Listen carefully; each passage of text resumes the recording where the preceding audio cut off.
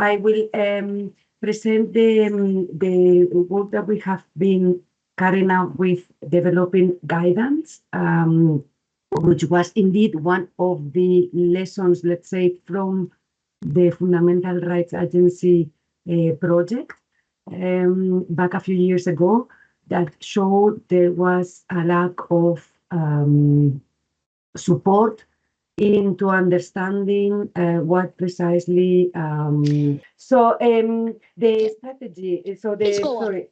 Yes, thank you. Sorry about this. So the Commission guidance on independent living has a little bit of a long name indeed.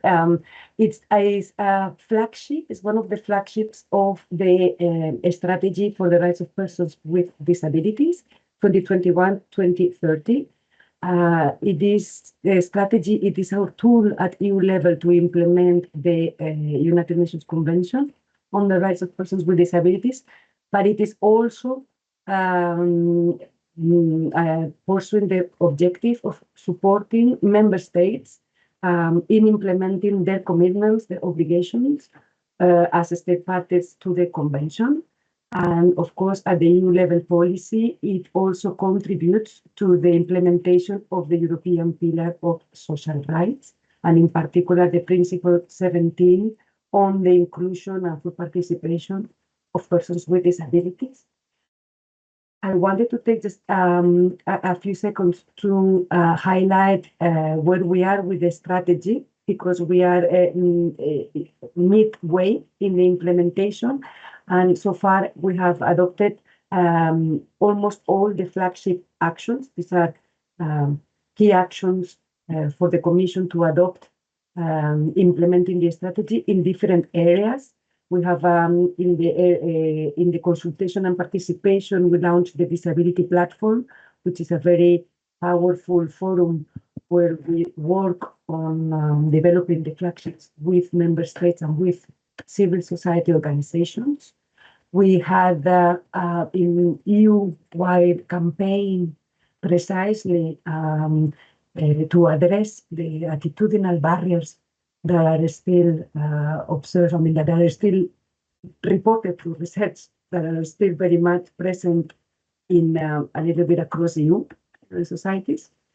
And then we have, you might have heard also, in the chapter of enjoying EU rights, in 2023, we adopted the proposals for a parking card and a disability parking card, European disability card, which will be legislation, so it will become mandatory in all EU member states.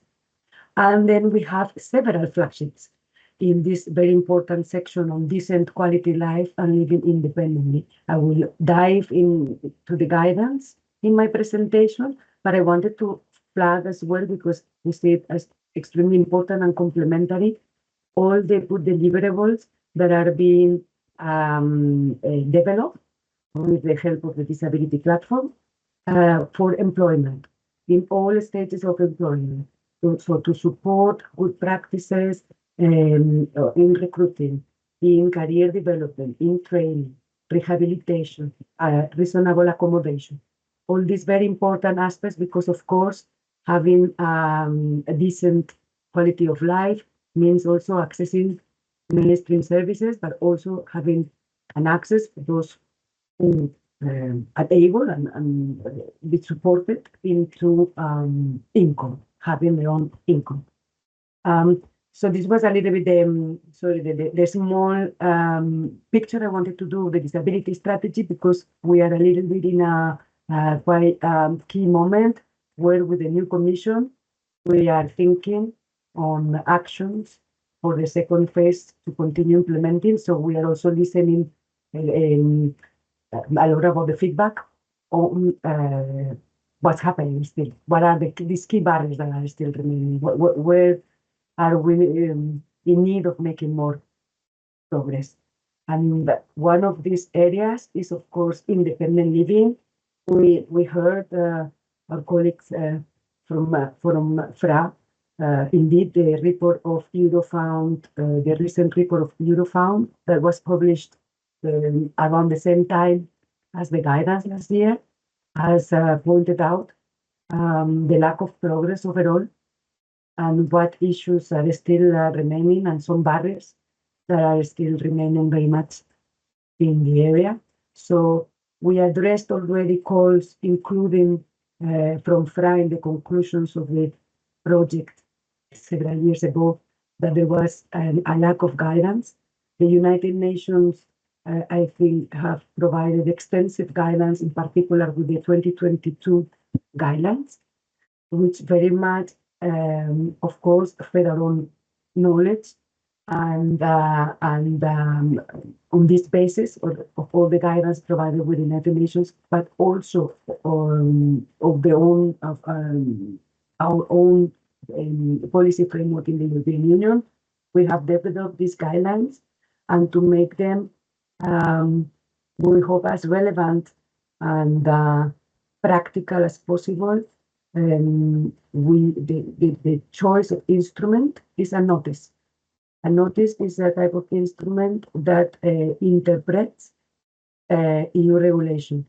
In this case, the notice interprets the policy orientations that are reflected in EU funding programs, in particular the cohesion policy instruments. So the objective is, of course, to support member states and stakeholders to accelerate the transition in line with implementing good practices that are in line with the convention. The key aspects of independent living are, of course, the individual choice of the place of residence, but also the provision of community support services and access to community services and facilities that are available for the general population. This implies, of course, access to built environment, to transport, to communication, digital communication, digital services. So overall, it provides the policy building blocks, which are very much inspired, of course, on Article 19 and the United Nations guidance. And also, as I said, the policy orientations, but also giving concrete examples of types of intervention, what it means in developing these policy building blocks. It does not create any new rights and obligations beyond what they exist. We are in the middle of a programming period, so there's no changing what the EU budget is doing, but it's supporting, because in the funds regulations, there are already conditions, conditionalities, and guidance to make progress. This guidance on independent living wants to add to make it much more concrete. What types of services, how can we support them? So this is why it includes examples, but also a self-assessment tool in the annex, which we hope can support project promoters, policy makers, stakeholders involved in investments or in policy measures to self-assess the alignment with the principles of the United Nations Convention. The policy orientations, so reflected already in the policy orientations of the funding, is also the fact that because of the very integrated approach, integrated interventions that are called to make independent living a reality. It's about accessibility, it's about developing new services, it's about training the workforce, it's about changing awareness raising and changing the image in the public sphere of persons with disabilities. These interventions are best or more efficiently implemented with a strategy. And in the strategy, the needs-based analysis in investment gaps is a key area where we see often lacking in certain aspects and lacking then the services thereof, because often in the needs mapping, we see that the starting point are institutions and not persons with disabilities. So the institutionalization becomes often a process of closing down an individual physical institution rather than developing services to address needs in municipalities and in local services. I will try to catch up a little bit of time. I know I started a bit late, just to quite quickly, maybe not too much into detail, but inviting you all to consult the guidance if you are interested, if you want to know more, or anything on the screen is less clear. But in any case, these policy building blocks want to address areas where maybe progress is being made in less in a less timely as expected, or as strategies are committing to, but which are very, very important for action, including prevention. The change of the culture is moving away. Institutions is really about changing the culture of service provision. It is not, as explained in the General Common 5, definition of institution is not a physical, mechanical description, but it's of course the culture of service provision and how the person-centered approach is understood and implemented, which is also a very important pillar.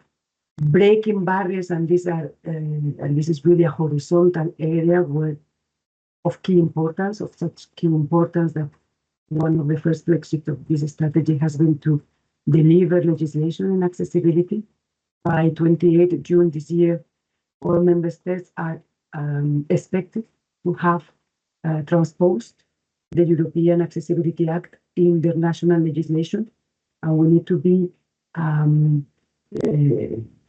very much in monitoring and in ensuring that this happens, because it's a key enabler of rights.